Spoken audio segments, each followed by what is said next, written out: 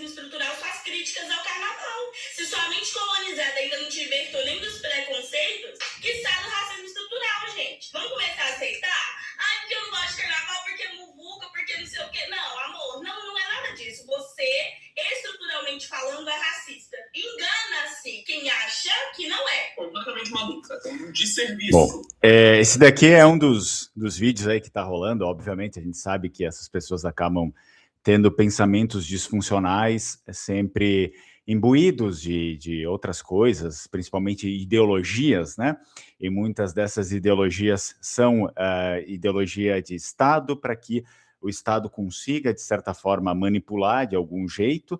Mas a gente vai falar um pouco mais sobre isso nesse vídeo. Não sei se vocês já tinham visto esse Reel aí que está rodando pelo Instagram e também no TikTok. Sempre a gente tem algumas confusões desse lado aqui. E a moça, ela diz justamente que, então, as pessoas que não gostam de carnaval, que criticam essa festa popular, elas são pessoas racistas e não querem assumir o seu racismo latente, é por isso que elas não gostam de carnaval.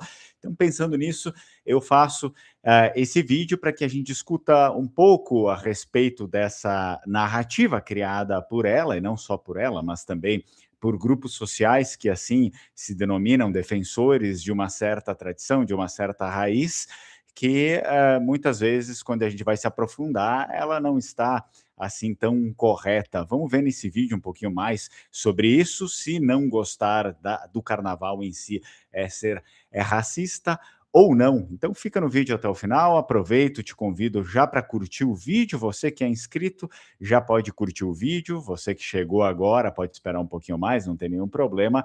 E também, se você quiser, pode se tornar membro do canal Lenguamare. É possível fazer isso através aqui do YouTube, ou fazer aí uma ajuda, conforme, enfim, o valor que você quiser, pelo Pix 54992622828, para a gente manter aqui as atividades do canal, entre outras coisas que a gente faz também, né, através do canal, como lançar livros, cursos e essas coisas. Já são 7 anos e a gente pretende estar aí mais 7 anos com vocês. Muito bem, então eu acabei de passar esse vídeo aqui no início. Foi um vídeo que eu vi sobre essa moça falando que quem não gosta de carnaval tem racismo estrutural, né, enraizado em si, que faz críticas ao carnaval, é porque, de fato, não gosta de negros e toda essa história que a gente já bem conhece de acusação, principalmente contra os brancos, né, em países latino-americanos, e hoje praticamente o mundo inteiro está assim, sempre vende essa narrativa aqui. Bom, a gente inicia, de fato, essa reflexão, um momento assim de profunda asfixia intelectual, se a gente for perceber, tanto o momento agora, que é um momento de carnaval, extrema asfixia intelectual para a maior parte da população, assim como na nossa época, imbuída desse tipo de argumentação, de contexto e de discurso de ódio. Esse sim, realmente é promoção de um discurso de ódio bem enraizado. Ao afirmar que a rejeição ao carnaval é um sintoma de racismo ou preconceito, certos grupos não estão promovendo a inclusão de fato, assim como eles rezam a cartilha, né, de promover uma inclusão, mas sim exercendo uma interdição do debate. Então, o que a gente acabou de assistir aqui, e você, se chegou agora, pode voltar lá para o início e assistir, né, é a utilização nada mais, nada menos de leis modernas, muitas vezes, quase sempre, né, frágeis, caolhas, e ali desprovidas também de lastro de direito natural, então como armas de arremesso contra quem ousa priorizar a virtude em detrimento do vício, porque o carnaval nada mais é do que isso, né? O estímulo do vício. E ele nasceu para ser isso, ele nasceu com essa finalidade, inclusive a gente vai ver uma finalidade pensada estrategicamente, influenciada pelo Estado, por governos, para que o carnaval seja um estímulo ao vício, ao extravasar, para que as pessoas, então, consigam extravasar de alguma forma as suas desavenças, as suas fúrias, para que isso não retorne para o Estado como uma forma de agressão estatal. Bom, é assim a tentativa de instaurar o medo através da judicialização do pensamento, que é isso que esses grupos essas organizações sociais fazem o tempo inteiro. Eles querem judicializar tudo e qualquer coisa, eles querem judicializar o pensamento das pessoas. Você é proibido de pensar de tal forma, porque se não pensar da forma que o nosso grupo monopolizou, né, esse pensamento, então você é um criminoso e deve pagar por isso. Então, isso significa que onde existe alguém discordante nesse meio, né, ele já não é uma pessoa válida, ele não pode estar no meio dessa sociedade, porque ele discorda desses grupos que então pegaram o debate para si e ideologizaram de todas as formas, de todos os jeitos, e mais do que isso, eles fizeram com que o seu modo de pensar fosse legalizado, né? Legalizado de modo que neutralizasse todos os outros. Bom, para compreender melhor tudo isso, para compreender de fato o que é o carnaval, que essa pessoa e tantas outras defendem como algo cultural, africano, ou sei lá o quê. Vamos dar uma olhadinha. Então, para compreender assim melhor, vamos lá para a República de Veneza.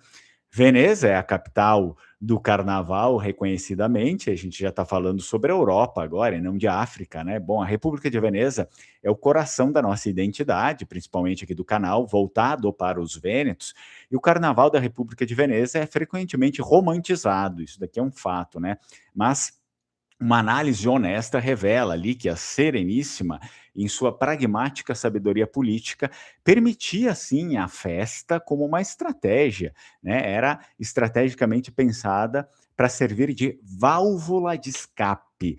Então, sob o anonimato da baúta, que são aquelas máscaras de carnaval tradicionais lá de Veneza, o Estado Vêneto concebia um período aí de suspensão das normas para evitar revoltas sociais. Então, era uma estratégia do Estado, justamente com a intenção de fazer com que aquelas pessoas, então, parassem, enfim, de conspirar ou reclamar do Estado, ou reclamar demais da sua vida até então, e fazer com que as coisas permanecessem, digamos, padronizadas e boas para o Estado. Bom, esse daqui era e é nada mais do que o famoso Panem et Circenses, né? O pão e circo conhecido, que foi lá estruturado, não só estruturado na Roma Antiga, bom, mas foi reconhecido, institucionalizado pela Roma Antiga, né? Então, e aqui no Carnaval elevado bastante à categoria de arte. Todavia, é preciso ser um pouco mais enfático, né? O que acontece mesmo na República de Veneza, dos doges, que a gente tão bem conhece nesse canal, o Carnaval carregava um certo paganismo latente, né, de outros tempos, né, e excessos que transgrediam não só a ordem da legislatura atual daquela época, assim como transgride nos dias de hoje, né? Você vê pessoas se matando, pessoas bebendo, usando droga, tudo coisa que acaba, no caso das bebidas, sim, excesso vai levar a crimes, vai levar a comportamentos que estão fora da lei, e drogas e crimes estão fora da lei por ordem natural, né? Mas também transgrediam e transgridem até hoje, por exemplo, a ordem cristã, né, vigente. Então, a igreja, sentinela da alma ainda naquele tempo ali, sempre até hoje olhou com reservas, né, para essa liberdade mascarada, porque sempre viu que uma liberdade é feita pelo Estado estrategicamente para manipular as pessoas de certa forma, que frequentemente assim descambava para o deboche também do sagrado, ou seja, não se debochava apenas do Estado com a permissão do Estado, né? Não se debochava só do Estado, como se debocha hoje, mas volta e meia sempre exerce-se ali no período do Carnaval esse deboche ao sagrado. Acontecia assim com menos vigor naquela época, é óbvio, né? Mas ainda assim acontecia isso, e hoje acontece de um jeito até mais repugnante. Então, a diferença fundamental é que o carnaval vêneto clássico era, na verdade, se olharmos, um rito de passagem com data de expiração, né? O carnaval moderno é um pouco diferente disso, por sua vez, tornou-se um estado mental permanente de desordem e negação da hierarquia, de qualquer hierarquia, na verdade. Bom, aí, se lá no passado era uma concessão temporária estatal, hoje ele é uma ferramenta, obviamente, de dominação política constante, né? O Estado moderno e as elites globais incentivam o caos carnavalesco por razões puramente utilitárias. E aí a gente vai lá, pode destacar algumas coisas, o entorpecimento das massas, que já fazia parte lá desde o início também, um povo imerso na busca frenética pelo prazer sensório e pela dissolução moral, é um povo incapaz da vigilância política, por exemplo, né? A embriaguez coletiva é o anestésico perfeito para a retirada de direitos, a imposição de agendas autoritárias. E depois a gente pode pegar um ponto da desconstrução da identidade, que é bastante forte no carnaval, ao promover a quebra de todas as barreiras, sejam elas sexuais, sociais e principalmente religiosas. O carnaval atua como um ácido que corrói os pilares da nossa civilização. Onde não há ordem, também não vai ter resistência de tipo algum, resistência boa. Não estou falando, algumas palavras ficaram totalmente degradadas, né, por conta do uso do progressismo. Resistência é só resistência e acabou, né? Resistência de coisa boa.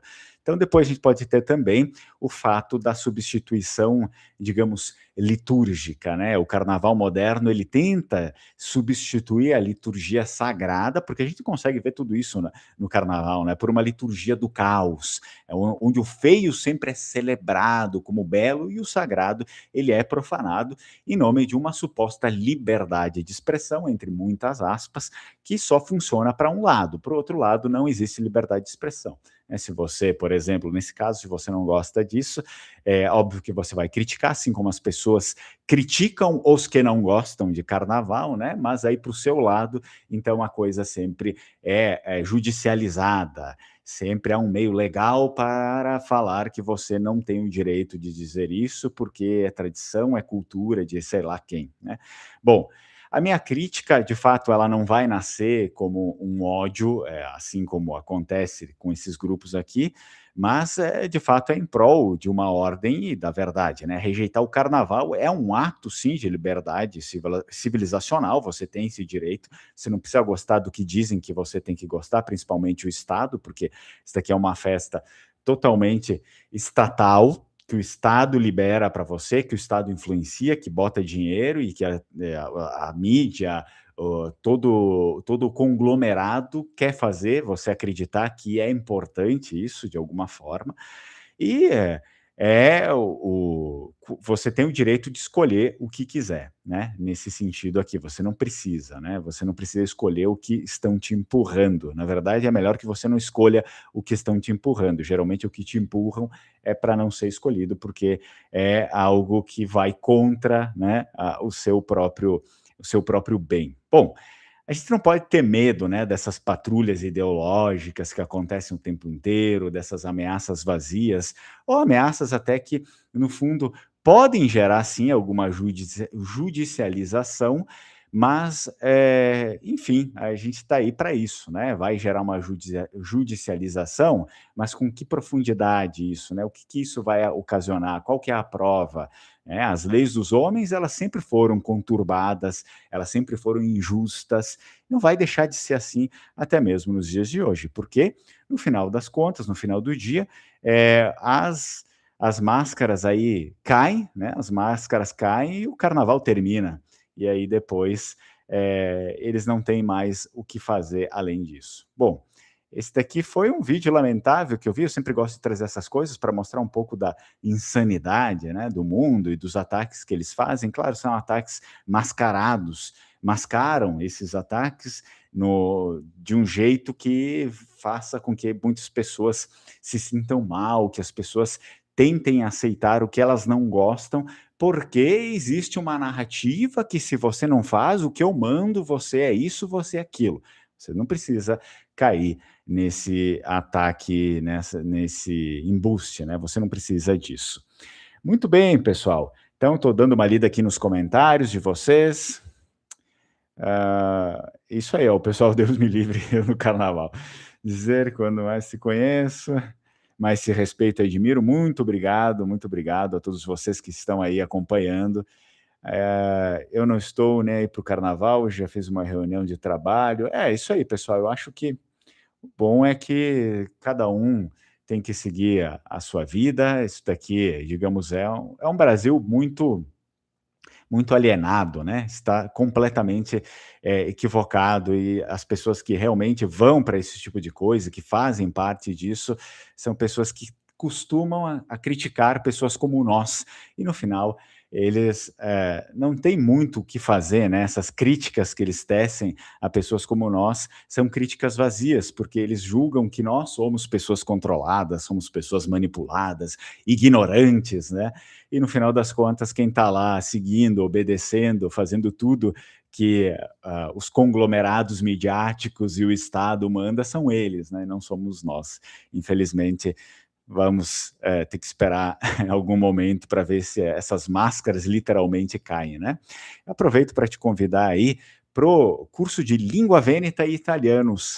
É um curso, na verdade, que a gente estuda as duas línguas, tá? É um curso novo, Língua Veneta e Italiano. A primeira turma já abriu de terça-feira, a gente teve a aula na semana passada, mas por conta de muitos interessados, que não dava para colocar nessa turma, a gente vai abrir mais uma turma aos sábados. Então, o curso de Língua Veneta e Língua Italiana também vai ter aos sábados pela manhã, e aí a gente inicia em março. Quem tiver interesse nisso pode entrar no nosso grupo de WhatsApp, que está aqui abaixo na descrição do vídeo, também eu vou deixar nos comentários fixados, você pode entrar e manifestar o seu interesse. Você manifesta o interesse entrando ali, depois eu mando as informações, aí você decide se quer ou não.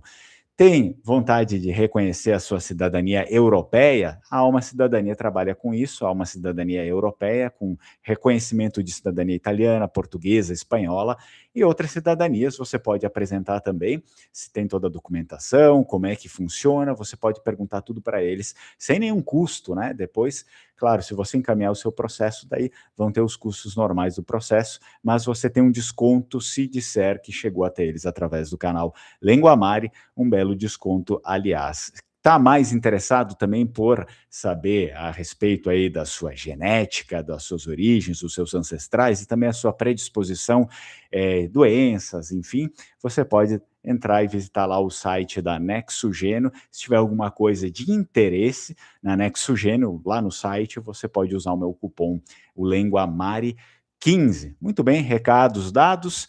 Agradeço a todos vocês, eu estou lendo aqui, né, Carnaval Bagunça, dando uma lida nos comentários, enquanto vocês assistem. Logo mais serei seu aluno, muito obrigado, tá? É o Sona Vodin, eu acho que é isso, né, o que tem aqui, o arroba, tá? Carnaval, nem tem mais para... ok, nem tenta mais apropriação cultural. É isso aí, pessoal. Acho que todo mundo já entrou de acordo, né? Nós temos um amigo ali também que reside na Bahia, e é exatamente isso. Ele também falou que não vai para carnaval, mas nem morto, né? Então, um abraço para todos vocês e voltamos a nos encontrar no próximo vídeo. Tchau, tchau, Strucon.